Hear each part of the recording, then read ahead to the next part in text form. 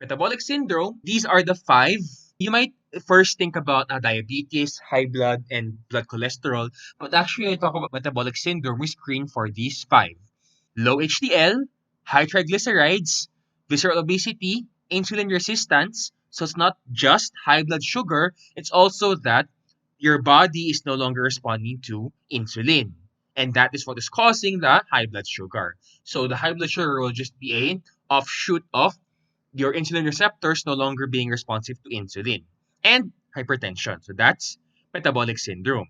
So first line for managing this will still be preemptive lifestyle modification. So DASH diet, decrease sodium, exercise, increase potassium in your diet, decrease vices like smoking, alcohol use, etc. Those to be first line. But if not possible, sometimes some physicians, psychiatrists would recommend metformin as an adjunct, so as an anti-diabetic first line in diabetes, but it can be used in metabolic syndrome. And some will recommend statins for dyslipidemia, but again, first line is still non-pharmacologic. Better to get on this first.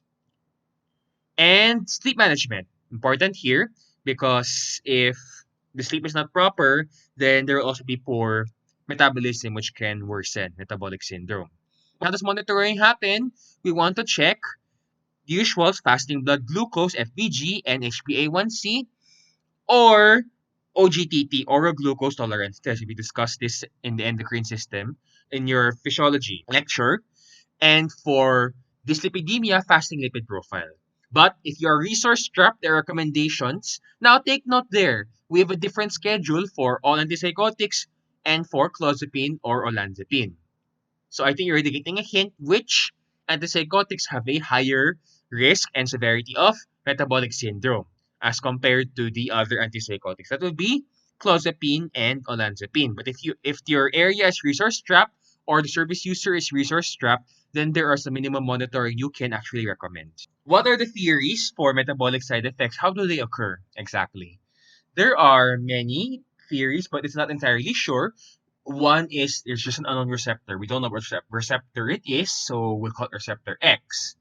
Another theory is a combination of anti-H1 and anti-5-HT2C activity can synergize for metabolic syndrome. So actually, you notice that even in antidepressants, I'll discuss that again, that it seems the combination is linked to metabolic syndrome or changes at least in one of the parameters in metabolic syndrome. There's another theory that hasn't been elaborated as much, and it might be that antagonism of M3 receptors in pancreatic beta cells can actually lead to insulin resistance. And what do you know? Look at all those muscarinic receptors, antipsychotics bind to. So it's possible, we don't know. It's not sure exactly.